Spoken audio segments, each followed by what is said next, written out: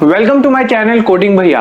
मैं हूं आपका कोडिंग भैया और मैं चला रहा हूं C++ सीरीज। आज का जो टॉपिक है वो हमारा कंस्ट्रक्टर, और कंस्ट्रक्टर एक पार्ट है क्लास का। तो अगर आपने अभी तक क्लास वाली वीडियो नहीं देखी है तो ऊपर आई बटन में आपको मिल जाएगी, उसे जरूर देख लेना।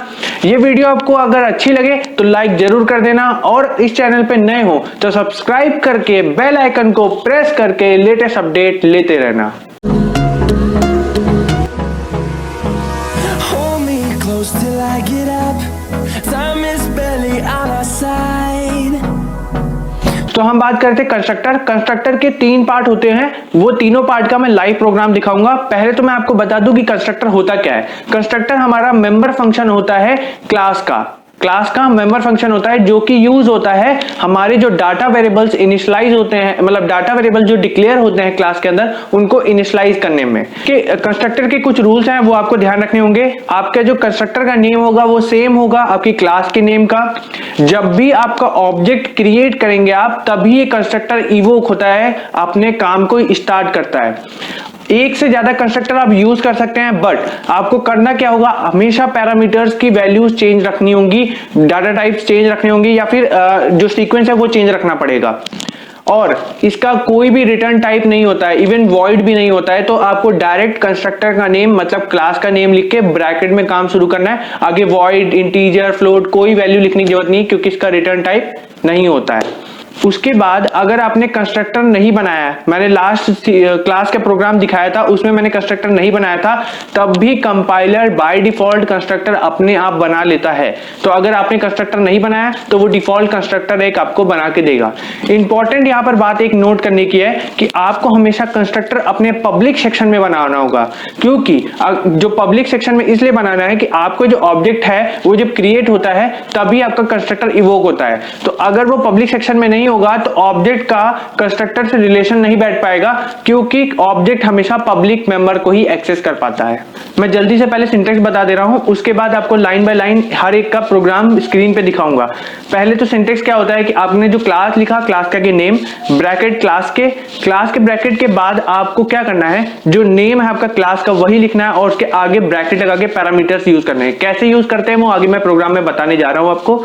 उसके बाद पैरामीटर्स आपके लिखने के बाद ब्रैकेट लगाना है आपको जो कंस्ट्रक्टर है उसका। उसके बाद सिंटेक्स आपका ये हो गया। अब मैं आपको बता दूं 3 टाइप कौन से होते हैं कंस्ट्रक्टर के। पहला होता है डिफॉल्ट कंस्ट्रक्टर, फिर पैरामीटराइज कंस्ट्रक्टर, और उसके बाद आता है कॉपी कंस्ट्रक्टर। सबसे पहले आता है हमारा डिफॉल्ट कंस्ट्रक्टर। डिफॉल्ट कंस्ट्रक्टर वो होते हैं जिनके आर्गुमेंट या पैरामीटर जो हम ब्रैकेट्स के अंदर लिखे हैं वो नहीं होते हैं। तो ये मोस्टली जो काम आता है इनका वो यही कि आपको जो डाटा वेरिएबल्स क्लास के हैं उनको इनिशियलाइज करने में। अब इसका हम लोग प्रोग्राम देख लेते हैं। तो ये हमारा डिफॉल्ट कंस्ट्रक्टर का प्रोग्राम, मैंने लास्ट वीडियो में बताया था कि क्लास कैसे बनाना है। तो यहाँ पर मैंने hash include iostream header file, और उसके बाद क्लास बनाया चेक नाम का, कोई भी नाम का आप बना सकते थे, मैंने चेक लिखा है नाम। यहाँ पर इंटीजर एबी का कोई एक्सेस स्पेसिफायर मेंशन नहीं किया है, तो जिससे ये प्राइवेट में ही बाय डिफॉल्ट जाएंगे। उसके बाद पब्लिक के अंदर मैंने चेक फंक्शन बनाया, यही चेक फंक्शन हमारा कंस्ट्रक्टर होता है, और इस फंक्शन के ब्रैकेट के अंदर कोई वैल्यू नहीं है तो ये डिफॉल्ट कंस्ट्रक्टर है। इस फंक्शन के अंदर मैंने क्या बोला है कि a इक्वल टू 0 हो जाएगा, b इक्वल टू 1 हो जाएगा, कब, जब ऑब्जेक्ट क्रिएट होगा। और यहाँ पर शो फंक्शन बनाया है कि वैल्यू a और b की सी आउट हो जाए। एंडल इसलिए लिखा है कि नेक्स्ट लाइन में हो जाए। अब यहाँ पर सबसे पहले जो फंक्शन होता है हमारा कंपाइलर होता है वो इंटीजर मेन में आता है। तो मेन में आके वो चेक करेगा कि चेक नाम की क्लास है जिसका ऑब्जेक्ट बनाना है, तो वो ऑब्जेक्ट जैसे ही क्रिएट करेगा तो a इक्वल टू 0 हो जाएगा, b इक्वल टू 1 हो जाएगा। और नेक्स्ट लाइन पे वो देखेगा कि ob डॉट शो है, मतलब शो को फंक्शन कॉल कराना है, तो वैल्यू ऑफ a और वैल्यू ऑफ b प्रिंट करा देगा। अब इस पर प्रोग्राम को हम रन करते हैं तो देखिए वैल्यू ऑफ a इज 0 है और वैल्यू ऑफ b 1 है। यहाँ पर आप चेंज करेंगे वैल्यू, यहाँ पर हम 1 कर देंगे तो दोनों की वैल्यू 1 1 हो जाएगी। देखिए वैल्यू ऑफ a 1 होगी, वैल्यू ऑफ b 1 हो गई। हमने कोई वैल्यू असाइन नहीं की, वो अपने आप ये जो हमारा डिफॉल्ट कंस्ट्रक्टर होता है ये बाय डिफॉल्ट वही वैल्यू को असाइन कर देता है। सेकंड आता है हमारा पैरामीटराइज कंस्ट्रक्टर। पैरामीटराइज कंस्ट्रक्टर का वो कंस्ट्रक्टर होते हैं जिनके ब्रैकेट्स के अंदर आर्गुमेंट या पैरामीटर्स लिखे होते हैं, और उन्हीं के मुताबिक हमारे जो डाटा वेरिएबल्स होते हैं क्लास के उनको वैल्यू इनिशियलाइज होती है। इसका भी मैं प्रोग्राम आपको समझा देता हूं। ये हमारा पैरामीटराइज कंस्ट्रक्टर का प्रोग्राम। यहाँ पर वही हेडर फाइल लिया है, यहाँ पर मैंने क्लास सम लिया है क्योंकि सम करके दिखाऊंगा तो सम लिया है मैंने। इंटीजर ए बी वैसे ही बाय डिफॉल्ट प्राइवेट में गया क्योंकि कोई मेंशन नहीं है। पब्लिक के अंदर मैंने ये देखिए कंस्ट्रक्टर बनाया है जिसके अंदर आर्गुमेंट है। अगर आर्गुमेंट मैंने लिख दिए हैं ये इंटीजर एक्स इंटीजर वाई, यही पैरामीटराइज हो जाता है। उसके बाद मैंने a की वैल्यू x हो गई। अब जो वैल्यू x की आएगी वो a हो जाएगी, ए में जाएगी और जो वाई की वैल्यू होगी वो बी में जाएगी। उसके बाद डिस्प्ले मैंने कराया कि दोनों की वैल्यू सम हो जाए। अब कुछ नहीं किया, देखिए मेन फंक्शन में सबसे पहले कंपाइलर आता है, वो देखेगा सम नाम की क्लास का ऑब्जेक्ट बनाना है ओबी नाम का, और उसके अंदर वैल्यू पास करानी है 4 और 5। तो जैसे ये 4 मैं लिखा हूं तो ये x में चली गई है, और जब ये 5 लिखा हूं तो ये y में चली गई है। और यहाँ पर a को 4 मिल गया और b को हमको क्या मिला, 5 मिल गया। उसके बाद नेक्स्ट लाइन पे कंपाइलर जाके देखेगा कि ओबी नाम का ऑब्जेक्ट है जिससे डिस्प्ले फंक्शन कॉल हुआ है, तो डिस्प्ले फंक्शन कॉल कराएगा, सम इज प्रिंट करा के a प्लस बी की वैल्यू बताएगा। तो मैंने 4 और 5 भेजी थी, वैल्यू 9 आनी चाहिए। तो देखिए वैल्यू सम इज 9 आ रहा है। मैं यहाँ पर अगर वैल्यू चेंज कर देता हूँ, जल्दी से आपको दिखा देता हूँ, यहाँ पर मैं 6 कर देता हूँ, तो वैल्यू आनी चाहिए कितनी, जल्दी बोलिए, जल्दी बोलिए, कंपाइलर बता देगा तब तक। 11, देखिए सम इज 11 आ रहा है। तो ऐसे ही कंस्ट्रक्टर हमारा काम करता है पैरामीटराइज। फिर आता है हमारा कॉपी कंस्ट्रक्टर। कॉपी कंस्ट्रक्टर हमारे वो कंस्ट्रक्टर होते हैं जो एक ऑब्जेक्ट जो पहले से बना हुआ है और उसकी वैल्यू को नए ऑब्जेक्ट में कैसे कॉपी करना है, इसको भी मैं आपको एग्जांपल के थ्रू समझा देता हूं। ये हमारा कॉपी कंस्ट्रक्टर का प्रोग्राम। कॉपी कंस्ट्रक्टर में दो चीजें मैंने यूज की है, एक पैरामीटराइज कंस्ट्रक्टर, एक कॉपी कंस्ट्रक्टर। तो कॉपी पहले पैरामीटराइज कंस्ट्रक्टर से मैं वैल्यू इनिशियलाइज करा रहा हूं। तो देखिए मैंने क्या किया है, एक क्लास लिया है रिजल्ट नाम का, रिजल्ट मैं शो कराऊंगा, ऐसे ही नॉर्मल मैंने नाम ले लिया है। Integer r by default private में गया।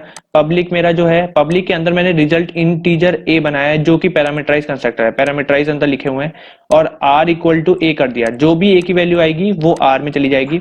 उसके बाद मैंने रिजल्ट, ये दूसरा कंस्ट्रक्टर बनाया है जो कि कॉपी कंस्ट्रक्टर है, उसके अंदर रिजल्ट का एक ऑब्जेक्ट बनाया है, जो ऑब्जेक्ट से मेरी वैल्यू जो पिछले ऑब्जेक्ट की है वो आर में अब जाएगी। तो देखिए मैंने क्या किया है, रिजल्ट का ये एक ऑब्जेक्ट यहां डिक्लेयर किया और उसके एड्रेस पे जो वैल्यू है उसको मैंने आर में अंदर किया।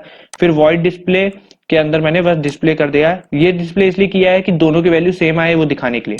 अब पहले मैंने सबसे पहले रिजल्ट OB1 नाम का एक ऑब्जेक्ट बनाया जिसमें 94 वैल्यू भेजी। तो 94 भेजने से पैरामीटराइज कंस्ट्रक्टर कॉल होगा और वैल्यू जो होगी वो आर की 94 हो जाएगी। उसके बाद नेक्स्ट मैंने रिजल्ट OB2 बनाया है। OB2 का मतलब ये है कि यहाँ पर ऑब्जेक्ट 2 बना रहा हूँ नाम का, एक दूसरा ऑब्जेक्ट जिसमें OB1 की वैल्यू पास करा रहा हूँ। तो ये कॉपी कंस्ट्रक्टर कॉल हो जाएगा, अपने आप कंपाइलर कॉल कराएगा और जो OB1 की वैल्यू है वो आर में आप फिर से कर देगा। तो अब देखिए OB1 की वैल्यू में भी 94 होगी और OB2 की भी वैल्यू 94 होगी। इसको चेक करने के लिए मैंने डिस्प्ले फंक्शन बनाया था। तो OB1 डॉट डिस्प्ले करा तो रिजल्ट इज, और जो आर की वैल्यू OB1 में होगी वो बताएगा, और जो OB2 ऑब्जेक्ट 2 के अंदर आर की वैल्यू होगी वो यहाँ OB2 डॉट डिस्प्ले फंक्शन से यूज करके बताएगा। अब देखिए दोनों को सेम आना चाहिए। तो देखिए रिजल्ट इज 94 दोनों में सेम आ रहा है। मैं यहाँ पर वैल्यू चेंज कर देता हूँ, मैं यहाँ कर देता हूँ 84, तो दोनों की वैल्यू 84 आनी चाहिए। तो देखिए रिजल्ट इज 84, रिजल्ट इज 84। तो ऐसे काम करता है कॉपी कंस्ट्रक्टर हमारा। आप समझ गए होंगे कि कैसे ये कंस्ट्रक्टर वर्क करते हैं। मैंने तीनों कंस्ट्रक्टर के टाइप लाइव प्रोग्राम पे समझा दिया आपको। अगर आपको कोई भी डाउट है तो कमेंट सेक्शन में जरूर पूछ लेना, और या फिर आप हमें इंस्टाग्राम अकाउंट कोडिंग भैया पेज पे भी फॉलो करके वहां भी पूछ सकते हैं, मैं आपका रिप्लाई जल्द ही दूंगा। तो मैं मिलूंगा अब अपनी नेक्स्ट वीडियो में, तब तक के लिए कीप कोडिंग।